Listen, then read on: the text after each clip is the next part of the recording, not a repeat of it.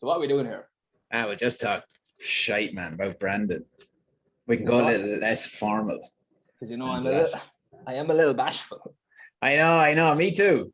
I'm a little sweaty here. Oh yeah, big time. Okay. I got some hot topics to talk about. Hot topics. I don't really. I was wondering. Brand this pineapple. Oh my God, half pineapples. That's crazy. Okay, Ryan, what's going on? You're over in Portugal. Over in Portugal, Lisboa. Whoa. You know, after you're here for a few weeks, you start to call it Lisboa. Ah, is that what it is in Portuguese? Yeah, Lisboa. Lisboa. Very good. Well, and I'm starting to learn a few words as well. I have an app, so I know good morning, good night, hello, thank you, what's up. Do you be saying it to them? Yeah, I try it, but I'm excited when I recognize what they say. So we were getting pizza and the girl said Intao. And I was like, that means what's up. Ah, nice. I don't know what to say back though. Give her one of these. What's up? Pepperoni, baby. When I was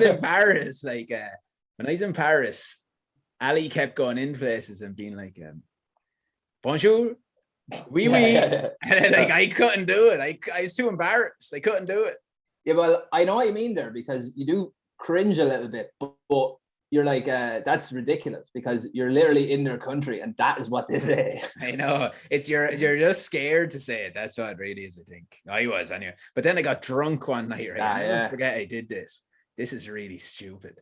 So they have like cigarette shops over there. You know, there's like separate shops for everything. It's kind of different in here. So anyway, I was after having a good few drinks and I ran down to get cigarettes and I went in and I was like, cigarette.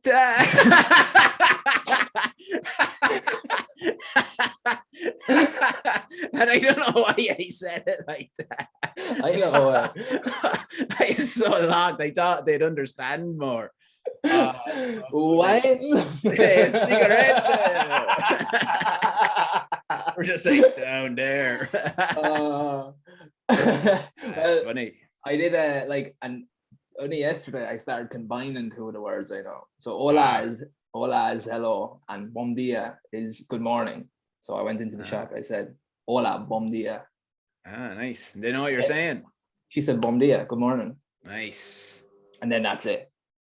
What about this one? You could do hola, dude. Yeah. I've noticed that they do also say hello. So. Yeah. Oh, do they? Yeah. Yeah. Well, I think hello, like bonjour. Like everybody knows bonjour. Yeah, it's kind of cool to say bonjour, and cigaretta. Yes, that transcends language. Yeah, everyone knows that one. Ryan, what's going on in the world of branding at the moment? Do you have anything that's exciting your hot topics at the moment? Well, I was only talking to Emer there last night. I'm really hyped about the maze project that I did, right? Yeah, the maze project is excellent. BJJ project branding. I think it's my best project that I did. Yeah, because cool. It's like I nailed like a cool factor, right? Yeah, I've been trying to simplify branding for myself, like what I think about it. It's really hard to understand, right? Yeah, sometimes doesn't it feel like you're doing too little? If you just do what you're meant to do, you try. Yeah.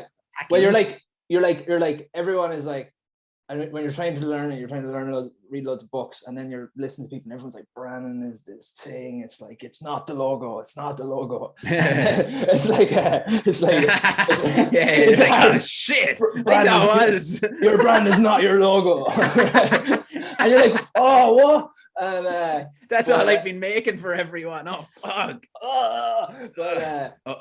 It's so when you're trying to learn what it is, it gets overcomplicated for you. Yeah. But really, like what I'm doing is I'm trying to make places look cool. I'm trying to make businesses look cool. I'm trying to make them look attractive. I'm trying to make them stand out. Yeah. That's what I'm trying to do. And yeah.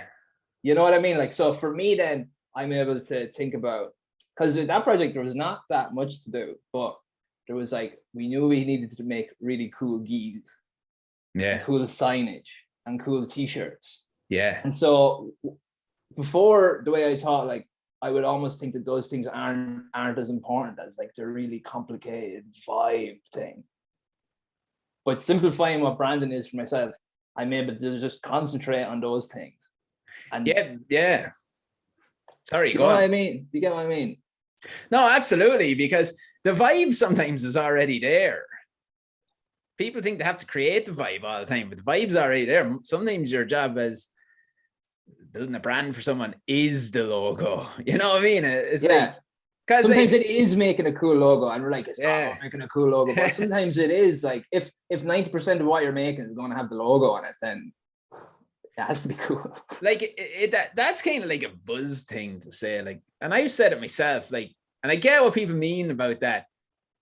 Yeah, but it's like your logo is not your brand. Sure, but it is your branding, kind of. Yeah. Like there's a difference between the two things, I think, where your brand is like the general overall fucking soul of your business, and then the branding is what the visual part of it. But the logo is so heavy on it, and especially like with this, like let's say the maze one. I think simplifying that to have just the one strong logo and letting like I know you did let photography and everything do the rest, and then.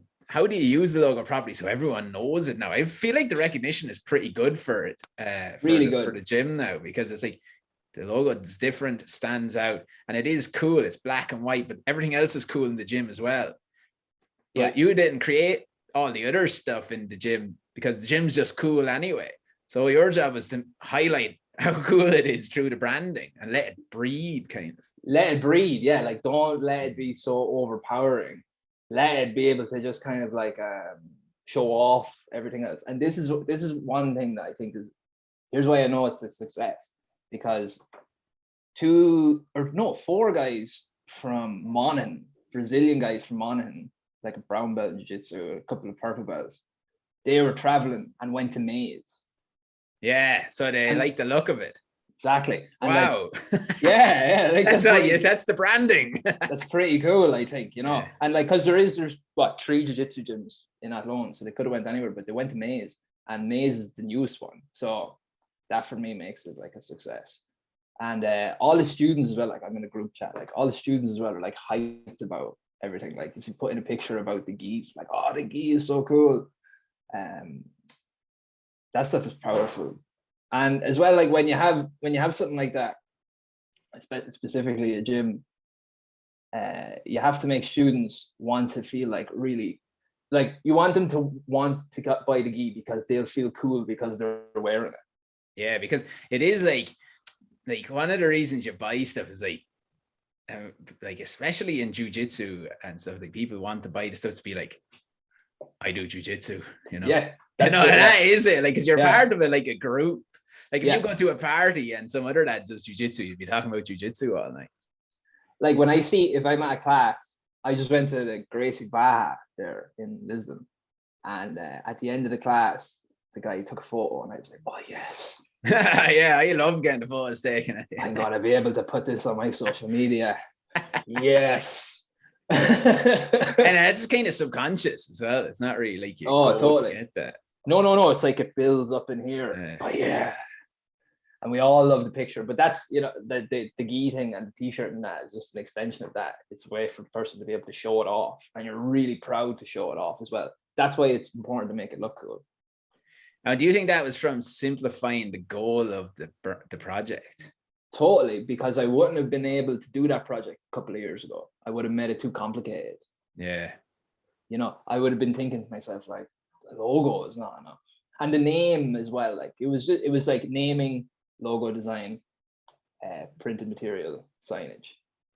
That's it. I would have made that list about 10 times longer a couple of years ago. Yeah. You start doing fucking weird shit, don't you? And overcompensating for stuff when you need to let it breathe and be confident. Sometimes the less you do, it's the more confident the brand is, and let it organically happen. Because the other thing is that you can't rush branding. And I think sometimes people try to fucking rush it by like banging in loads of stuff to make sure that like someone will like the business will start getting more money. It'll start coming into the business straight away. But branding's not really like that. You have to start getting it out there. And like you said, it's just about being different. Yeah. And the more different you are, the more people will remember you. But like that has to happen over time. It's like if you get into a group of friends, it takes a while for them to notice how cool you are.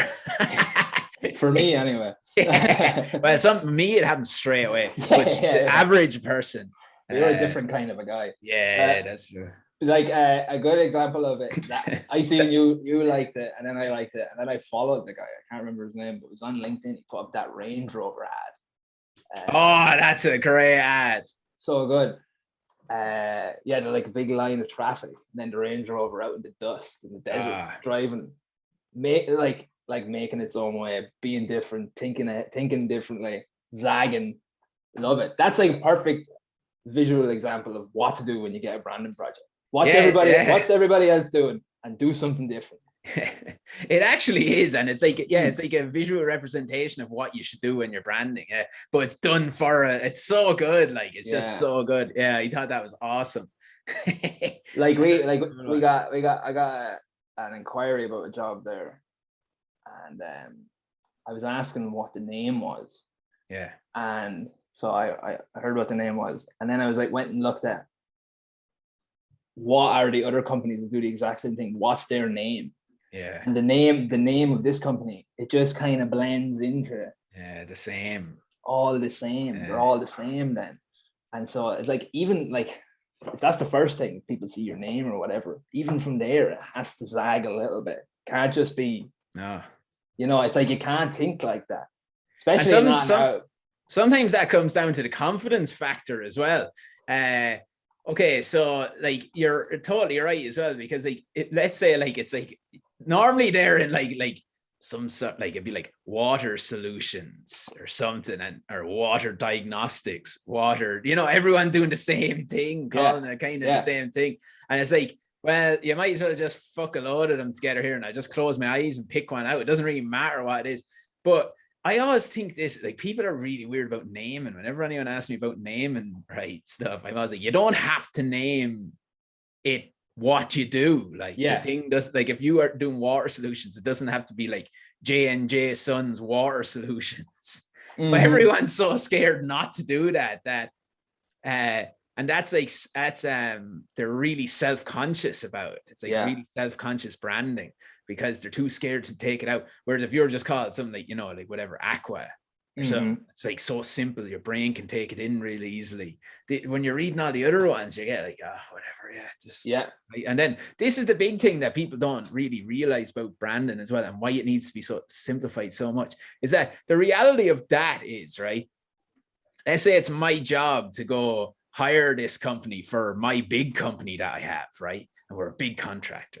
But they said, go hire a water solutions company, right? And then I have a list I go Google them, a list of 5 or 8 of them. And I'm looking at them. Then at lunchtime I go and they say, well, did you find any good ones? They're like, I have a list there, but I can't really remember the names of any of them. I think it's Water J and Sons or something. And that's where you miss out then. Yeah. Otherwise, if one was called, let's say, Aqua or something like that, you'd be like, oh yeah, there's one good one there called Aqua, look good. That's literally as much as the branding needs to be, because you remember the stuff. Yeah, it's crazy. Or if you didn't write the list, what one would you remember? So you miss out on loads of stuff like that, and that's how you get the competitive edge. Yeah, and then like a lot of people, I suppose a lot of companies come to do a branding project with a name. A lot of them, you know what I mean? We've registered the name, but like, fuck that. I wouldn't let that stand in the way of making something cooler. No way. I would register another one, because it's like it's like the first thing that you see, especially if like the first thing that you do if you're going to try and find some sort of business or company or anything. Like when I was like looking up jiu-jitsu places in Lisbon, I Google it. So the first thing you come across is the name, and then their branding as well, their visual branding. So that's how important that is. I was reading that person can make a first impression in less than a second. Yeah, it's true. So you can determine something is shit in less than 1 second. Automatically, you do that as well. You don't even have a choice. in the matter. And you're really discriminative as well, how you do it. You're really, really bad. Your brain does it from, it's called, I was reading about this ages ago. It's called people perception, right? Now, you probably know this. You've actually just reading it as well, but we use the same thing for brands. And what's cool about it is it's like, it's all of our past experiences that we've had in life that sums up our judgment of this thing, right? So everyone's is different, like. So like, you know, if you see like if you see or if you get you see a box for a pair of shoes, and the box is in like real fine paper, and there's like gold type on it, and it's really like there's loads of attention to detail. You'll from experience generally know that that's a good pair of shoes. But that's down to branding then as well. So how do you do that? I always think this is really awesome. That it's the more you go into your target audience, the more you will be able to kind of know their background or what they would perceive to be good for this brand. So then you can influence them in certain ways that they would like you to influence them. And what's really cool about that is depending on who you're like researching, like something that as like, you know, like grand, gold foil and luxurious for a certain audience, that sucks. Yeah, that would turn them off. They would hate. They would not like that. Yeah. But that's why it's important to figure it out. I have a funny, like me actually. I would hate that. But that's too cool. I have a funny actually one about that. I don't know if so before I left there, you and Kylie were at Costa, and I went over to you. Remember, you were having coffee there that day. Yes. Outside, right? And so I had a t-shirt that I was feeling a little bit insecure about the t-shirt. Yeah. Right? It was a Gym Plus Coffee t-shirt. Oh, yeah. And my ma gave it to me. And I was feeling a little bit, I'm like, I didn't think I really think like this that much, but I do. I was like, I don't want to wear that.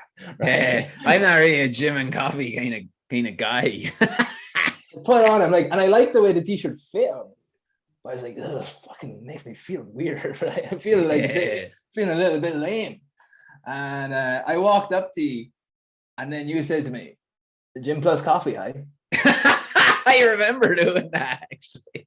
And I was like, oh, I knew it. It's the same thing, isn't it? My packaging was off. Yeah. I was like, why is he wearing that t-shirt? That's not like you wouldn't wear that. Yeah, I was like, I just was like, and I was feeling it walking down the road. And I was like, I don't want people to think I'm like a Gym Plus Coffee person.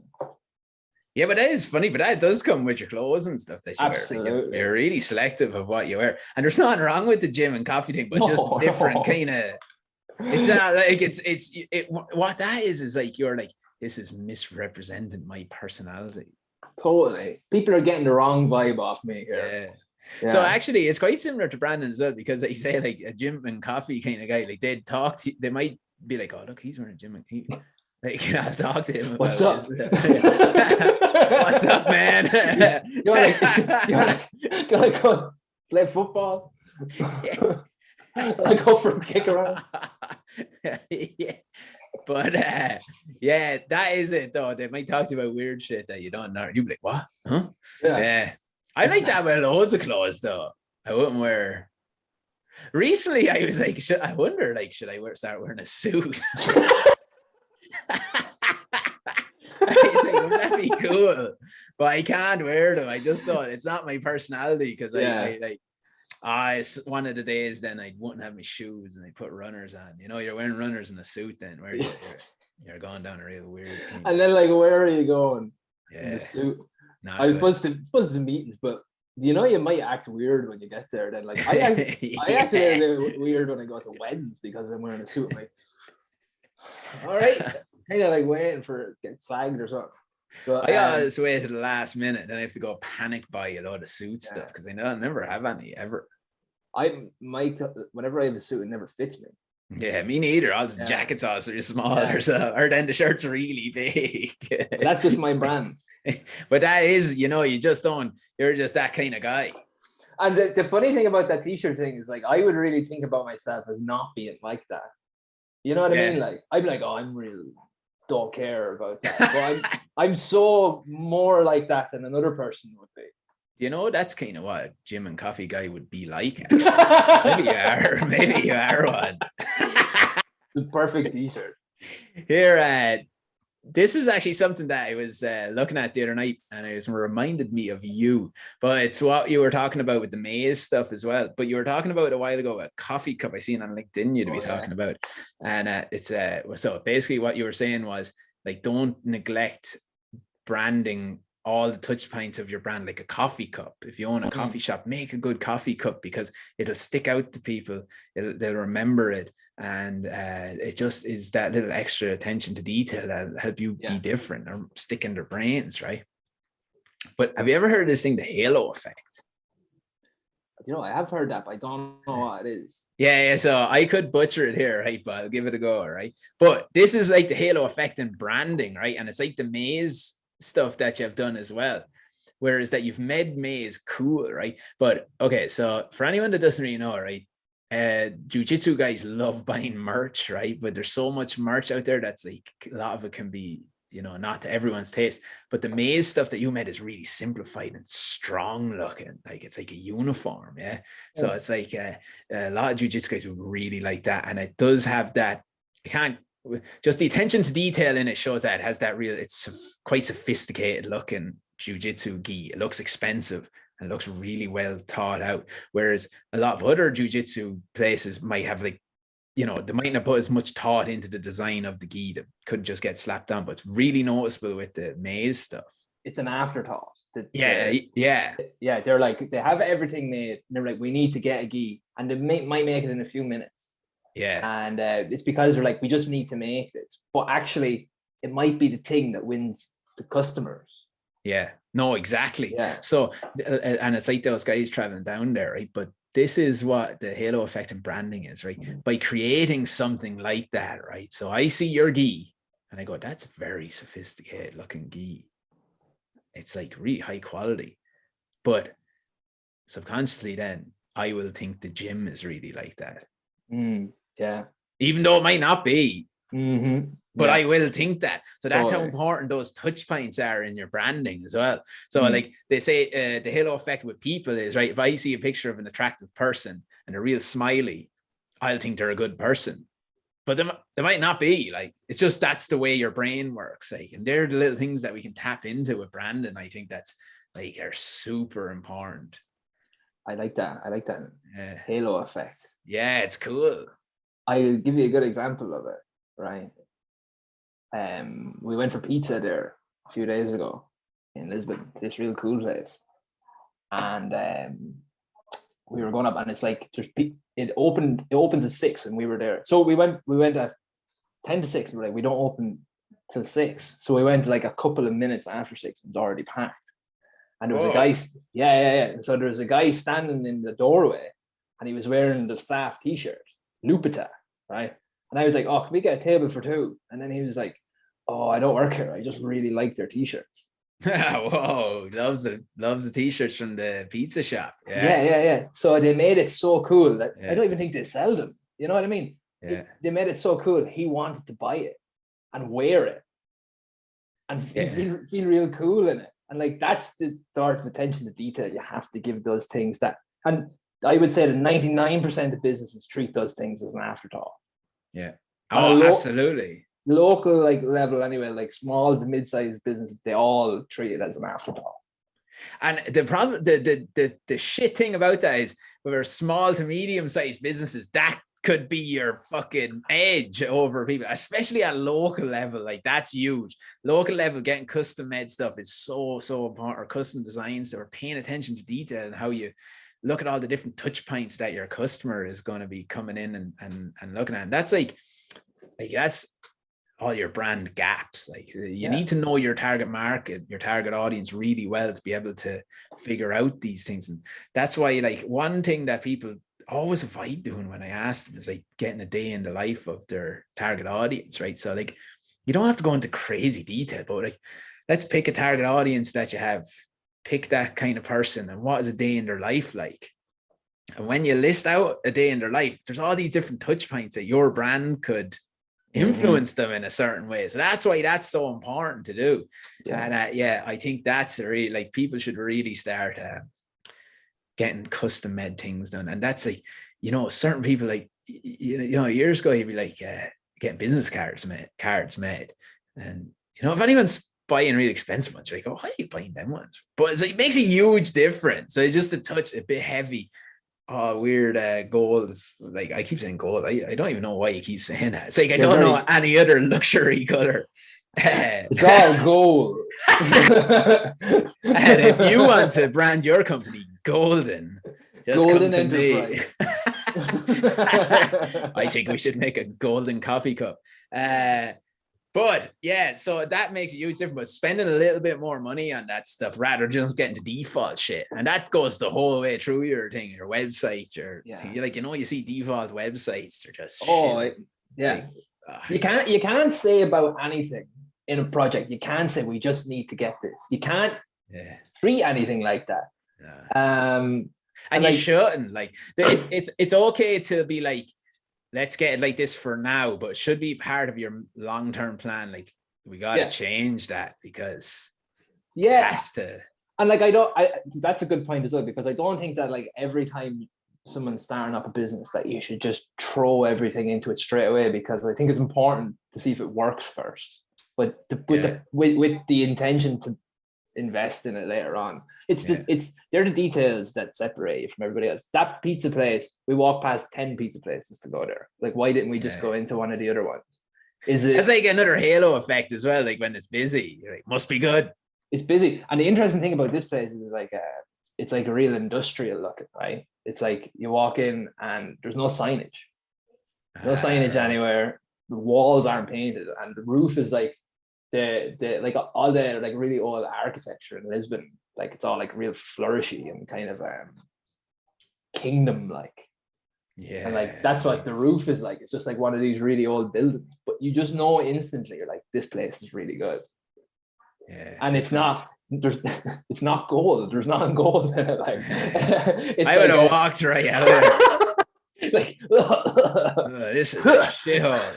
It's like it's so pared back, but then that's what we were talking about earlier on. It's like, depending on whoever the customer is, that's what that was my thing. I liked that it was really pared back and minimal, and they just look like they make really good pizza. Whereas, like, all the other places have lads standing outside and being like, "Come in, sir, come in." There's nobody outside this place, and there's like, it's packed the minute it opens. Yeah, that confidence. There's so many levels of it, and then it's probably just so different. Then that really stands out, the experience in there. So yeah, that's the same thing. Knowing your audience, knowing what they like. Mm-hmm. Yeah, that's what those people want. That's why, like, all of those things are intentional. That kind of non-branded effect that's branding as well.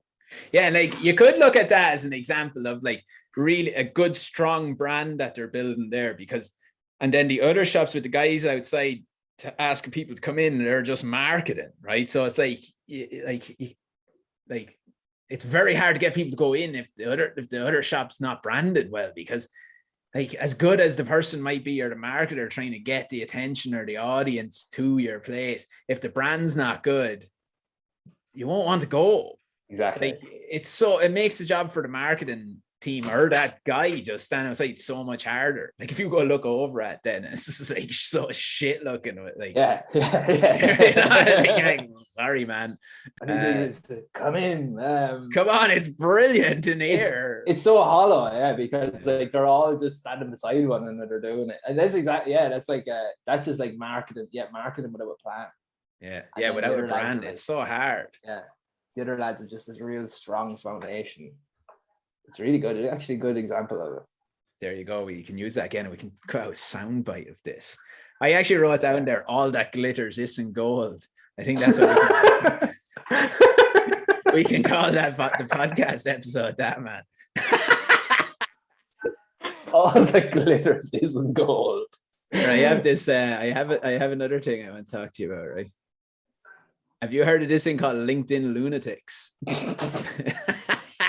No, but I think I know what it is, maybe.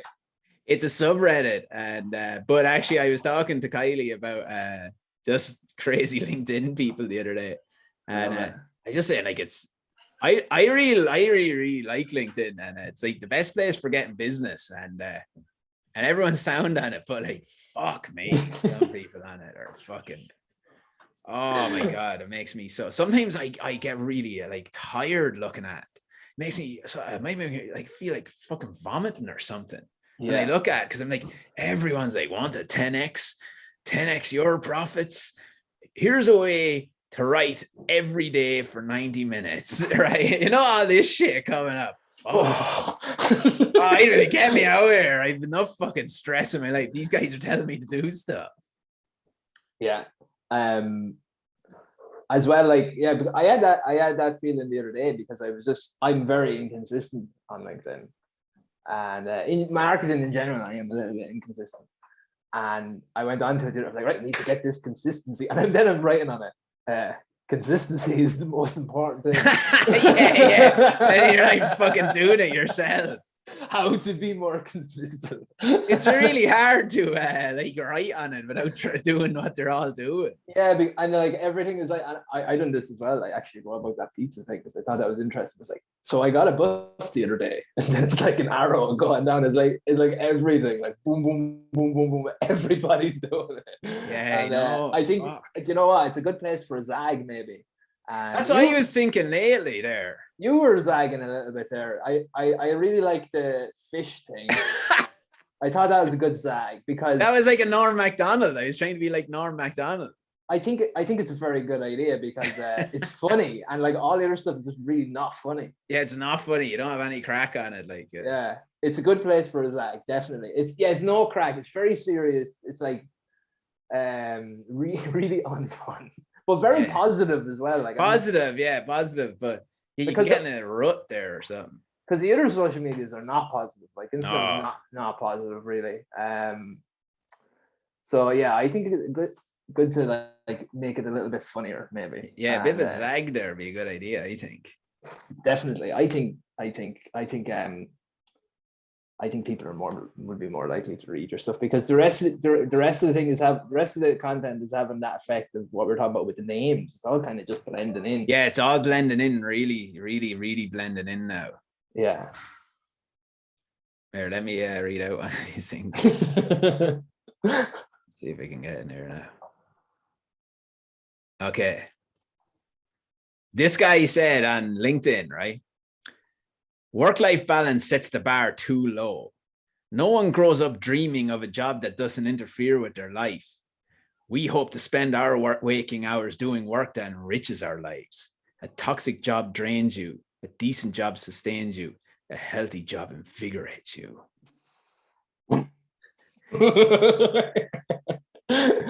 Yeah. I don't even know what he said there. What is he on about? I don't know. I got a bit worried in the middle of it, because I was like, I don't know what that is talking about here. I don't understand him at all. But anyway, he's saying work-life balance that's setting the bar low. We want jobs to interfere with our lives. I want a life where I can't fucking sit down without thinking of my job. That's how winners win. Okay, so he's saying that work-life balance is bollocks, and you want to love your job so much that you just go at it all the time. Yeah. We don't grow up dreaming of a life where a job doesn't interfere with our life. That job for me would just be eating Cocoa Pops. Oh, man. I didn't dream anything about jobs when I was growing up. Anyway. No, that was like my one. I was like, oh no, I have to think about a job I have to get. I used to be so annoyed in school all the time. Everyone would be like, what are you gonna do when you grow up? I'd be like, oh, I don't know. Yeah. I don't know. Yeah. Oh, I don't know. I didn't know until I was like 21 or 22. Fuck it. My dad is an upholsterer, right? And I used to just say that because no one else, like, I didn't know what else to say. I'd be like, I'm gonna be an upholsterer, and everyone would be like, a postman. No one knew what it was, and I didn't even know if I was saying it right either. Yeah. The family business. Just say that. The family business. Here's another one. I actually might put a picture of these up on the screen. Just a reminder that a true hustler never stops, even in the pool. And it's a picture of a guy on his laptop at the side of a pool. Bad idea. Bad. You get electrocuted. All right, we'll do one more. Right, this is the best one. The whole thing, right? You ready for this one now? Yeah. For the last 550 days, I have been wearing a white shirt. I've been wearing a white shirt and black trousers to work every single day. Capsule wardrobe is a concept I came across by the likes of Mark Zuckerberg and Steve Jobs. Both of them wear clothes every day, usually gray, black, and white colors. I was curious to see how it works and applied this to myself. Here are 3 main benefits I have seen of following a capsule wardrobe. 1, reduce decisions and stress. It's said that we make up to 2,000 decisions per hour, 1 every 2 seconds. My mornings are much simpler now without worrying about what to wear, reducing hours of decision making. Here's number 2, not caring what others think. Fashion anxiety is real, right? You were talking about this guy, maybe you want to think about this. We tend to worry about how people would perceive our outfit or sense of style. Now that I wear the same outfit every day, I'm indifferent to others' perception or opinions of me. Now, number 3 is a big one, right? Richard, you look consistent. My colleagues have told me that my repeated choice of outfit has made me look consistent and recognizable. This is a great sign at the workplace because consistency displays an accountability and also inspires trust. And he goes on and on there. What do you think of that one? First into the door, first last to leave. That guy's consistent every day. He's just a school uniform. They already have that. It's called a school uniform. He's after inventing a wardrobe capsule. Why is it a capsule even? Oh, fucking hell. What's the capsule? I don't know. Sounds smelly. Stressful. A little to be thinking about, maybe, I think. Did he say he saves hours? Yeah, hours in the morning. Oh shit! They say some crack parties. Oh my god! And I don't know. It's a weird one. It's kind of like when people, some people cook all their meals on a Sunday and freeze them. Yeah, no. That's fucking stressful. Yeah, like I can think of 1,000,001 things better. Doing nothing is way better than that. I'd keep eating it all. Yeah, that's another thing. If there's loads of spaghetti bolognese there, you're gonna eat it. Yeah, I'd keep eating it. I have little bits of it all. Yeah. Wow. Yeah, I don't know. Clothes are a funny one for them lads. They put a lot of importance into fabrics. Different fabrics. Oh yeah. That was one of my main reasons why I needed to stop working at my job that I had. Just hated wearing the clothes. Yeah, it's kind of suit clothes. Yeah. It's really practical. Yeah. And especially if you're not in meetings all the time, so there's really no reason to wear it. I guess it has a certain thing about the brand, I suppose, or whatever, but not for me anyway. I wouldn't. Not for me. Do you know what? If you feel like that, because there is lads that love wearing the suit, so they should just work there, and that's good. Yeah. That's a good thing. There's a variety, And suits are cool as well, but I don't wear one every day. I don't think about it enough to get the cool one. You know what I mean? Yeah, me too. I wouldn't even know what the cool one is, really. Yeah. But you could save hours. See, I just get white t-shirt and white pants all the time. I have a capsule. I have a wardrobe of 54 white t-shirts, 54 white pants. I never have to think about that stuff. And while you're waking up in the morning worrying about what you're wearing, I'm already cashing in 10 times, making 10 times the revenue I was last month. Why? Wardrobe capsule. I work in the pool. That's the best one. Bad idea. You can't even go for a swim. Just get off the fucking laptop. What are you doing in it as well? What is so like you can't work in a pool. You won't get nothing done. No. Yeah, exactly. What are you doing? Like there's only so much work you can do. There's only so much work you have to do, really, isn't there? Yeah. If you can't organize yourself to be able to have a little swim, you're fucking useless. You're no good. But maybe he's one of these guys who think that work-life balance shit. He wants to be interfered with. He doesn't. Who wants to swim and not be interfered by work? He's like Dana White. LinkedIn lunatics. That's a good. I like that. Oh, that's a Reddit actually, isn't it? You're saying Yeah. I'm gonna look at that later on. What about this other kind of buzz thing going on at the moment where people are saying, and I've said it a few times, and I think to a certain extent maybe it is right, brands versus humans. People find it harder to engage with a brand. It's easier to push your brand through a spokesperson or a human, a founder maybe, or a CEO or leader of the company. I saw you talking about that. Very interesting. I was talking about it. I don't know. Like my opinion's out on it. I'm not sure if it's true because sometimes you can get kind of caught up in the buzz of it all, but like brands have been pretty much communicating. People are interested in brands, and they have been for a long time. So I don't know. Well, like, so everybody couldn't do that, could they? You know what? Like, as in every brand. No. You know, like then they probably could. Probably could. It would be super weird though, I think. Like, so you're like the examples that you were giving were like Steve Jobs. Yeah. Who else was it? Elon Musk. Bugs Bunny. Mickey Mouse. Yeah. Oh yeah. So they don't have to be like actual. Well, no, that's different actually. Characters. Yeah, that's a kind of different concept. That's like using a character to push the brand. I don't think that's.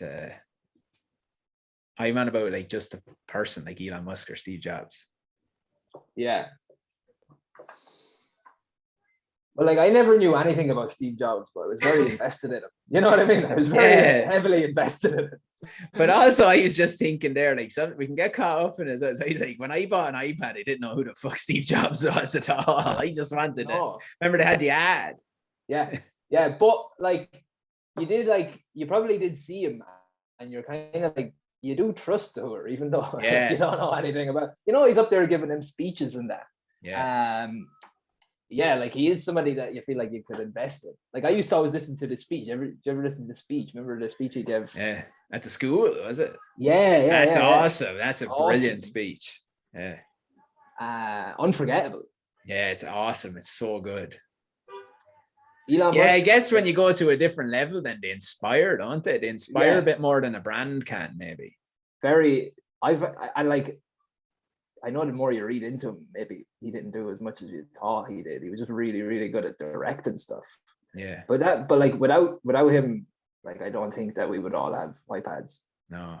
Because great, like the great leaders inspire. That is all they really do. That's their job, just to be inspiring. And yeah, you're right, actually, because if you think about it, right, you might be like, I want an iPad, but like I'd be Apple for life now. And it's probably down to being on a deeper level, getting to know the brand, because I don't know if the brand could inspire you really on a deeper level Well, Nike are like that, but they use all different kinds of characters. Yeah, don't they? So you just use, because at the end of the day, you're right, actually, like people more than they like brands. Like what's a brand is a company, but people like people. That's the end of the.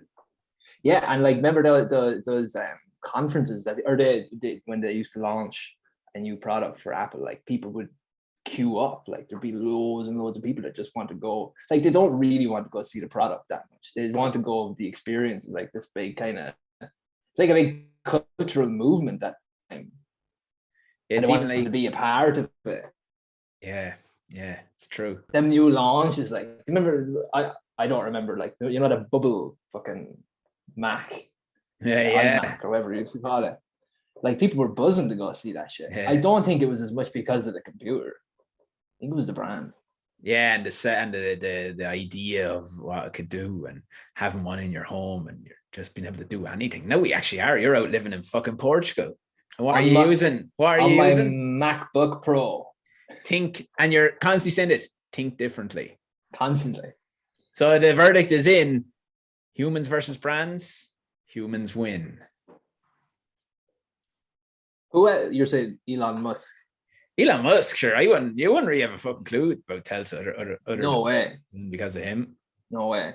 I don't really know anything about him, but I feel like more Americans are more invested, maybe. Yeah. No, they love him, man. Like, there's some good ideas sometimes, but I don't know too much either. But like, You know, like he went on Joe Rogan and all that. So like he gets to talk for what, 3 hours on the big podcast, and then everyone that listens to that now are like know about Telsa. But you couldn't really have the car talking on Joe Rogan. No.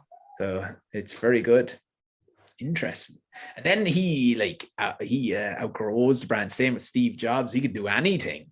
And the followers then would be invested. Yeah, he could branch into anything. Yeah, and that's into space. But that's that thing about personal branding as well. Like, you know, everyone's like, talking about personal branding now, but people have been doing that for forever. Like, like Julius Caesar, any king or queen or monarch, William Shakespeare, they all want to influence their audience to perceive them in a certain way. You know, Elvis Presley, Tom Waits, Marilyn Monroe. Yeah. That's why I used to just saying that to someone today. They're like, I don't be listening to branding experts about building your personal brand. Go, like, of course, yes, okay, you need to know a bit about the foundation, but go look at like the Beatles. How they perceive themselves to be so awesome. Yeah, to create great music, but it was more than that. Like each character, the way they created their personas, and for people to perceive them and feel about them, get to know them. They're the real people you should be studying in terms of that. Like someone Marlon Brando, like his brand is crazy, you know, and it's all like he's just, you know, Rick Rubin, all these guys, everyone really. That's interesting because the other day I just bought a Charles Bukowski book, Charles Bukowski on writing. Yeah, and I bought it because I want to do more writing, but for my marketing. And it's kind of for the reason that we were just talking about. Like I was like, I feel like my writing that I do in my marketing is very soulless. Yeah. Oh, not authentic. Not authentic. And then I was like, I seen that book. I was like, I'd write that and I'd read it, and then I do a little bit of writing after, because he writes so crazy, and it's full of letters that he would write to editors to be like, did you read that yet? And they're just hilarious. They're unforgettable. If you're an editor, unforgettable. Yeah. Yeah, but in masters are writing, you see. Yeah. What's going on LinkedIn and that, you see, you know, it's like all these copywriters, and like they're teaching you how to do a formula of writing, which is good, of course. It's really helped me. But like you said, it's just everyone's becoming the same again. And like you forget like that business and branding is all about people. So the famous people who have done it the best in the world aren't like branding people. They're like Charles Bukowski, Ernest Hemingway, that they've built brands around themselves. We don't know them people, but we have an idea of who they are in our heads, but they might not even be like that at all. They might not be like that, but there's a perceived an idea of them, and they've engineered that. Some of them organically had done it, like, and might not have been totally conscious of it, but that is one of the things that they do really well, organically make it happen. They organically grow their brand, rather than really like, you know, just certain ways of growing your personal brand now can be quite like, can be negative on your brand, maybe. Because you can become almost, well, you can be boring, but and then you can be, those people spark a lot of conversations because they're so original, and that's funny as well, because it's not what they're trying to do. Some of them might be though. Some of them might be, but like I think like the Beatles, Paul McCartney was pretty savvy with all the stuff, you know. He knew what he was at, like, a lot of the times. Yeah. That's true as well, I suppose. I never thought about that. It's good. It's a good insight there, though. Yeah, there you go. There's my hot take of the week. Yeah, my 2 cents of the week. Because you actually always see, you know, you look at any of the Beatles stuff, like the Rolling Stones copied them loads after they did stuff. Yeah. I see their album covers are like kind of the similar, like, looking. And then even like Paul McCartney doing they wanted, remember in that Get Back documentary, they wanted to go to like the beat, or I don't know, Africa or something to do the concert, but then he was like, let's just do it on the roof, you know. And so just that thing being different. This is a simple mind thing. But yeah, and the other thing about if you're following branding guys and they're giving you formulas and all that stuff, and this has happened to me in the past, well, you end up being like them maybe rather than yourself. And then you're like, well, I don't fucking like this. I don't like doing any of this shit. Yeah. I think that can happen if you don't truly understand why you're doing it. Yeah. Do you know what I mean? So if I'm just blindly following a formula, which obviously you have to do for a little while, but maybe when I started doing that, I didn't think that what I was trying to do was create like an aura around whatever I'm doing. Yeah, you don't really understand it. Maybe it's don't really understand it. Yeah. Like I don't. So I read there the other day. It was like the closest word maybe that you can get like brand is reputation. Yeah, right? Similar thing. Yeah. And you can't force, say like your own personal reputation. You can't force anybody to think anything about yourself. All you can do is do things that influence it, like how you act, the way you speak, what you dress, So if I don't know, that's why I'm doing marketing, to like create like a reputation for myself. And maybe I think the goal is to just do marketing and write stuff on LinkedIn to get customers. It's not as effective. No, it's not, because you actually can sometimes negatively affect your. Because then my reputation is he's boring. Yeah, because like the world works in such a weird way. It's like if you act like you don't even care about that stuff, everyone wants to hire you. It's just like it's that confidence thing. Yeah, cool. Yeah, you're like, oh, this guy, when this guy comes into the room, like, yeah. I was watching the Norm Macdonald and Jerry Seinfeld podcast. They were talking about, Jerry Seinfeld was talking about Larry David, and they were talking about Seinfeld, and Norm was saying like, but were they not driving? Were the producers and stuff not driving the network, not driving you crazy about like edits and stuff? And Jerry was like, well, that's what we had Larry for, because it was like, that when anybody's working with Larry, you can't tell Larry what to do, because that's just his aura. It's like, and he'd leave and everything. I'm out here. I'm out here. Like, you don't tell him what to do, but that's just, he didn't like try to do that. That's just the way he is. Yeah, and he let it go, and he let it happen, and that led to it being so successful. And now, and like the product of that, then it's like Curb Your Enthusiasm. It's like there's no show like Curb Your Enthusiasm. Yeah, and only he could make it, because nobody is going to come in and give him notes, because like, oh, he's Larry David, can't come in here and. Yeah, and then he proved that it's like absolutely amazingly successful to do it his way, rather than the guys that are really self-conscious. They want to do it their way because they're worried that's not going to be funny. That's what they're all doing. They're like, oh no, put this like dumb humor. They're like thinking people are stupid and won't get it. So, and then what I really like about them as well is, like them LinkedIn lunatics, like work-life balance is bollocks. All Larry David has ever talks about is like, I hated doing the work. I hate work. Yeah, he quit every year. Yeah, he literally quit, and the show was the most successful show ever. Yeah. He quit. He was like, I can't do it. Or he was talking about they done the pilot, and then they did 7 episodes, and then the network was like, we want to do more, and he was like, more? Why? Like, yeah. Like, I can't do more. He's like, I just did those 7 episodes, nearly killed me. The crazy hustle thing people are into now is. So everybody thinks that like you have to want to be so crazy working that, but then he's like, they made the most successful sitcom ever, and they didn't even want to do it. They just did a big good. Yeah, it's not even fun doing it sometimes, because you think these super successful people have fun doing the stuff, but sometimes they don't. It's like misery to them, like trying to get like a project out, or some form of art or book written or something, can be just like painstaking. Like, especially like, even actually John Lennon was saying this in an interview I was looking at the other day, and it was like, he said like every album they made was just torture in there, like it's like a pressure cooker. Yeah, but like you think they're just like, oh yeah, but it's like so stressful. So everyone is like that under that stuff. Like the other thing's just a dream, this isn't a reality. This like, like maybe after it you can be like, oh, that was brilliant that we did all of that and everything, but you don't have to enjoy it every step of the way. Like every day, I love doing this. No, sometimes it's really hard. Or like, like when you do in college, when you do at the end, the exhibition, you go crazy making it. And after it, you're like, oh, that was brilliant that we did that. But during it, it's fucking torture. Well, yeah. Isn't that stoic thing? It's suffering's part of life. Yeah, sure. You can't you can't avoid the suffering, but you don't have to enjoy it. By the very definition is suffer.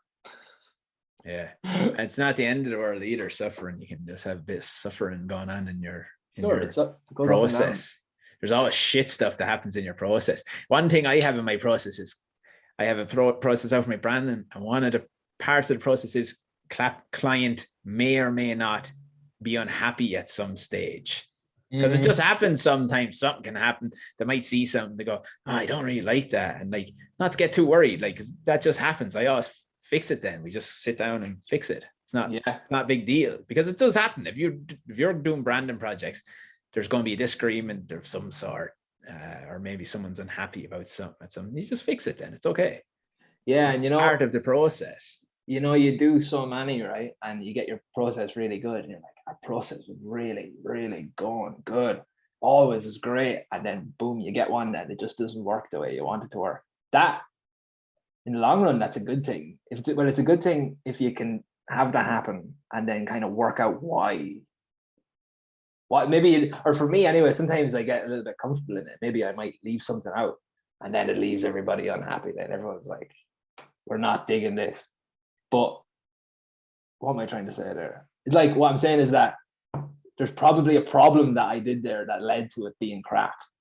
Oh, yeah. If I fix it, then it makes my process stronger. But I actually think what you're saying is that sometimes people just don't like stuff. Yeah, sometimes anyway. Yeah, like I get what you're saying, and there is room for that. You always have to be watching what you're doing, because if you, most of the time, you've done something wrong, maybe that they didn't like or something, or made some sort of an issue.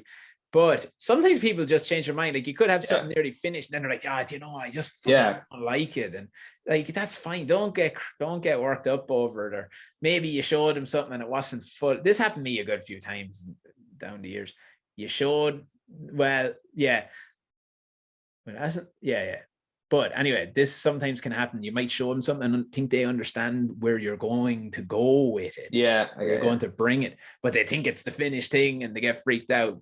Like, so I have a big rule now: I never show anyone any work in progress ever, because that's never do that. And that happened to me there. I can't remember with what, but with something you obviously you work with all different characters, and then this one person was like, "Oh, let me just see it." And so a lot of people do want to see that, yeah. And then what the scene was not where it's going. And like me, because it's not my process to show them, and me giving that up kind of led to kind of anxious and worried, and I don't think this is us, and so I learned not to do that. That's a red flagger for me. If someone wants to see, I don't like that. That is a red flag. You're right. Yeah, I don't like that one. Some people trying to push you to see the stuff before it's done. You're like, it's not done yet. I just always say it's not done. Like, what? Like, it's not done. What do you want to see for? It's basically like, it's they're anxious. They want to see that you're doing it or something. They think you're not doing it or something. I'm not really sure what that is. I think that's what it is. Or they want to make sure you're doing it right. It's dealing with someone with a lot of anxiety about the project. And sometimes I have a thing where, I might be working with a person who and they're like representing their boss, and then they're like, let me see it first so that I can maybe make some edits to it if it needs it.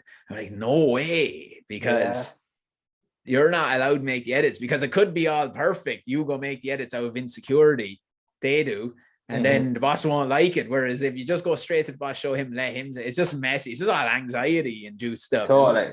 They're just really worried about themselves. The middleman is really worried, like, how is this going to make me look? They'll get the blame, you see, which is understandable in fairness. Sure. But get the hell out of here. Get the hell out of here. Listen, hi, let's wrap her up, man. Thank you very much for joining in on this podcast. We're going to call it the Brand New Podcast. There's already a place called Brand New as well, but I said, fuck it, it'll be all right. Call it Calvin Niles Brand New Podcast. I think another zag is like, don't worry if it's somebody else's call it that. Yeah, that's my zag. Anyway, fuck it, it'll be all right. Fuck you, Brand New. But it's not really, But this is the first one back, and I think we did the first one before lockdown with it, so it's good. That was the very first one. Yeah. You know what? I looked back at that one time. I didn't like it. I was a bit stiff. You're too stiff on it. You weren't loose enough. Yeah. Look at you now. You're like a fucking pro. I'm all shook up. Right, go on. Good luck. Good luck.